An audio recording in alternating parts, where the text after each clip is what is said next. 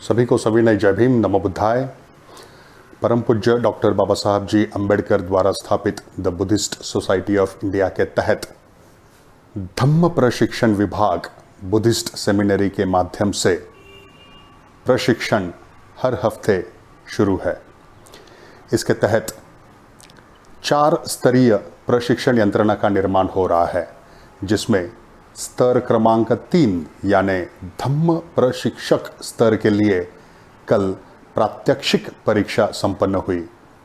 इस परीक्षा में सहभागी सभी शिविरार्थियों का मैं तहे दिल से अभिनंदन करता हूं, उनका आभार व्यक्त करता हूं।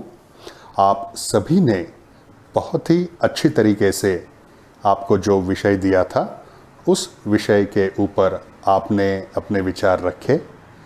धम्म को आसानी से सरल शब्दों में क्रिएटिवली लोगों तक कैसे पहुंचाया जाए, इसके ऊपर ये प्रात्यक्षिक परीक्षा थी और पहली प्रात्यक्षिक परीक्षा थी ये बुद्धिस्ट सेमिनरी द्वारा आयोजित, और यकीनन आप सभी ने उसे बहुत अच्छी तरह से फेस किया है। हमारे सामने डॉक्टर बाबा साहब जी अंबेडकर, इन्होंने धम्म के बारे में रखे हुए आदर्श है। धम्म के बारे में हमारे मार्गदर्शक परम पूज्य डॉक्टर बाबा साहब जी है, तो जाहिर है कि प्रचार यंत्रणा का निर्माण भी हम उन्होंने ही दिए हुए निर्देश अनुसार हमें करना है। तो उन्होंने धम्म प्रचारकों के लिए काफ़ी स्टैंडर्ड्स रखे हैं। अगर उस बहुत व्यापक सिलेबस हम सभी को दिया है, अगर उस सिलेबस से हम गए, जिस तरह से हम प्रशिक्षण ले रहे हैं, अभी आयोजन कर रहे हैं, अगर उस सिलेबस से हम गए तो 3 से 4 साल में उन्होंने जो सिलेबस दिया है उसे हम पूरा कर सकते हैं। और उन्होंने जो एक बेंचमार्क धम्म प्रचारकों के लिए रखा है, उस बेंचमार्क तक शायद हम ज़रूर पहुंचेंगे। तो इसी की शुरुआत जो कल हर हफ्ते हमारे जो शिविर हो रहे हैं वो इसी की ही शुरुआत है।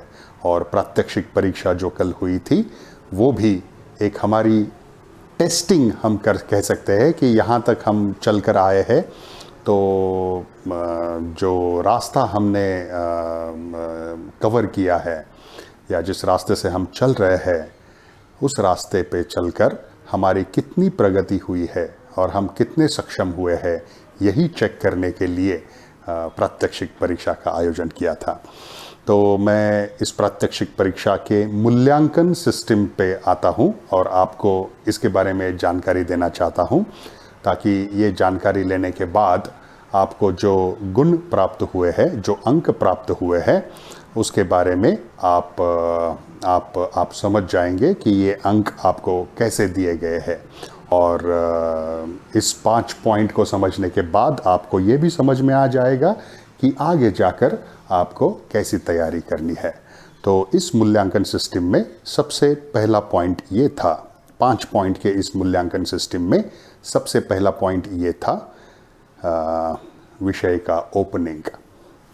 आपको धम्म बताना है, जो आपने सीखा है उसे आपको औरों के सामने रखना है। तो सबसे पहली शुरुआत जो होती है वो है विषय की ओपनिंग। अभी ये ओपनिंग कैसे करें, इसके लिए कुछ गाइडलाइंस है, कैसे किया जाता है ये ओपनिंग। तो सबसे पहले आप तो लोगों के सामने खड़े होते हैं, खड़े रहते हैं या लोगों के साथ होते हैं। तो जब भी आप अपने विचार रखने वाले होते हैं, तो सबसे पहले आप अपने जो आदर्श है उनको आप अभिवादन ज़रूर कीजिएगा।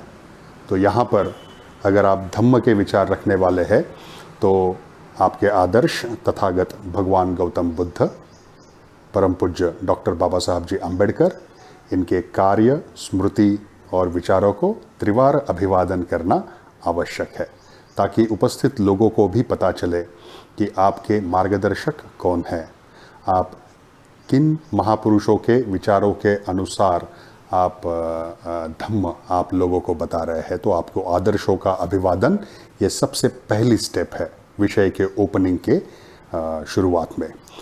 दूसरा, विषय ओपनिंग का जो दूसरा पॉइंट है वो है आदर्शों को अभिवादन करने के बाद आप जो अपने साथी है मंच पर बैठे हुए रहेंगे या उपस्थित जो समुदाय में उपासक उपासिकाएं रहेगी, तो आप उनको भी अभिवादन करना ज़रूरी है, राइट। अगर क्योंकि उन्होंने आपको विचार व्यक्त करने की संधि आपको प्रदान की है, तो साथियों को भी अभिवादन करना ज़रूरी है। ये सब पॉइंट्स विषय के ओपनिंग के पॉइंट्स है, ये मैं सीक्वेंसली आपको बता रहा हूँ। पहला, आदर्शों का अभिवादन। दूसरा, उपस्थित समुदाय या अपने साथी जो है, सहयोगी है, उनको अभिवादन है। तीसरा जो पॉइंट जो है, उनको अभिवादन करने के बाद आप विषय का एक संक्षिप्त स्वरूप में इंट्रोडक्शन कर सकते हैं, करना चाहिए आपको। तो जो भी आपको विषय दिया है, जिस विषय के बारे में आपको लोगों को अवगत करना है, तो संक्षिप्त रूप में उस विषय का इंट्रोडक्शन आपको करके देना है। इसमें आप अपनी क्रिएटिविटी भी इस्तेमाल कर सकते हैं। किसी अच्छे एक कोट भी आप ले सकते हैं, जिससे आप उस विषय की जानकारी संक्षिप्त रूप में लोगों तक दें। चौथा पॉइंट जो है, उसमें ही विषय ओपनिंग में ही चौथा पॉइंट है, वो है विषय में प्रविष्ट होना।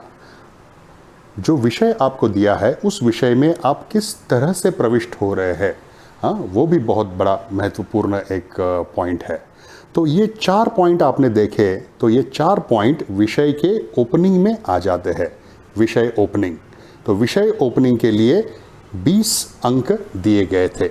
अगर आपने ये 4 स्टेप्स फॉलो किए हैं, तो आपको 20 के 20 अंक देने में कोई भी संकोच नहीं करेगा, राइट। लेकिन कोई भी विषय अगर आपको लोगों के सामने रखना है, तो ये 4 पॉइंट आपको फॉलो करने ज़रूरी है। दूसरा पॉइंट पे आ जाते हैं मूल्यांकन सिस्टम की। तो दूसरा पॉइंट है भाषा में सरलता। आप जो विषय लोगों के सामने रखने वाले हैं, तो जाहिर है आप जिस भाषा में आपको आसान लगे, या जो भाषा वो जो उपस्थित समुदाय जानता हो, समझता हो, उसी भाषा में आप वो रखने वाले हैं। लेकिन ऐसा देखा जाता है कि धम्म की जब बात आती है, तो बहुत ही मुश्किल भाषा का उपयोग लोग करते हुए देखा गया है। कुछ भिक्खु भी ऐसे रहते हैं जो त्रिपिटक के बहुत ही डिफ़िकल्ट शब्द जो है, वो शब्दों का इस्तेमाल करते हैं। एक लिटरेचर, मतलब हिंदी में उसे एक साहित्यिक भाषा का प्रयोग, बहुत ही ज़्यादा प्रयोग किया जाता है, जिससे उपस्थित समुदाय ठीक से वो भाषा समझ जाएगा, ऐसा नहीं होता, राइट। तो तथागत भगवान गौतम बुद्ध ने जो बताया है कि आपको लोगों को आसानी से समझ में आ जाए, ऐसी भाषा में उनको धम्म बताना है। बहुत सरल भाषा का यहाँ पे उपयोग करना है। तो जब हम स्पीच दे रहे हैं, तो दूसरा पॉइंट ये था मूल्यांकन के लिए कि आप अपना विषय कितनी सरलता से, कितनी सरल भाषा में लोगों के सामने रख रहे हैं, इसके लिए भी 20 अंक है, राइट। तीसरा पॉइंट था कि आप विषय जब लोगों के सामने रख रहे हैं, तो उसमें डे टू डे बेस के एक रोज़मर्रा ज़िंदगी में जो आपके सामने उदाहरण सामने आते हैं, आपका व्यक्तिगत अनुभव, जो विषय के बारे में आपका जो खुद का अनुभव है, उसके उदाहरण, या फिर उसके संबंध में कुछ आइडियाज़ रहेंगे, उसके संबंध में कुछ क्रिएटिव कंटेंट रहेगा, तो क्रिएटिव विचार रहेंगे, क्रिएटिव घटनाएं रहेगी, इवेंट्स रहेंगे। तो ये सबको मिलाकर प्रभावी रूप से आप उस विषय को लोगों के सामने कैसे रखते हैं, तो इसके लिए भी 20 अंक दिए गए थे। तो कोई भी एक विषय रहेगा, अगर सरलता से लोगों को बताना है, तो उनके जीवन में जो घटनाएं घटती है, तो उन घटनाओं का उपयोग कर, या आपके जीवन के अनुभव का उपयोग कर, अगर वो धम्म का तत्व उनको बताया गया, तो लोग आसानी से समझ सकते हैं। तो इसका उपयोग आप कैसे करते हैं, ये भी मूल्यांकन किया गया था। चौथा मूल्यांकन था आप कॉन्फिडेंटली, कितने कॉन्फिडेंटली आप अपनी बात लोगों के सामने रख पाते हैं। कॉन्फिडेंस यानी मैंने देखा है कि कुछ शिविरार्थी एक पर्ची थी, पेपर की पर्ची थी, और वहाँ पे उन्होंने अपना स्पीच लिखा हुआ था और उस पर्ची से पढ़कर वो लोगों को बता रहे थे। तो अगर पर्ची से अगर पढ़ना ही है तो फिर उस स्पीच का कुछ मतलब नहीं होता। धम्म ये है, धम्म का तत्वज्ञान ऐसा होना चाहिए कि जो आप पढ़ने के बाद या सुनने के बाद आप ग्रहण करते हैं, उसको अपने अनुभव में मिक्स करते हैं, और फिर जो आप महसूस करते हैं, जो आप ज्ञान पाते हैं उस ग्रहण करने से, उस ज्ञान, उस अनुभूति, उस एक्सपीरियंस को आप अपनी शब्दों में लोगों के सामने बिना पढ़े, बिना यहाँ देखे कॉन्फिडेंटली लोगों के सामने रखते हैं। तो ये आत्मविश्वास आना बहुत ज़रूरी है। बिना पर्ची में पढ़े, बिना पर्ची को देखे, राइट, अपने विचार अपने शब्दों में घुल मिलाकर लोगों के सामने निर्भय होकर रखना। तो ये कॉन्फिडेंस के लिए भी 20 अंक दिए गए थे।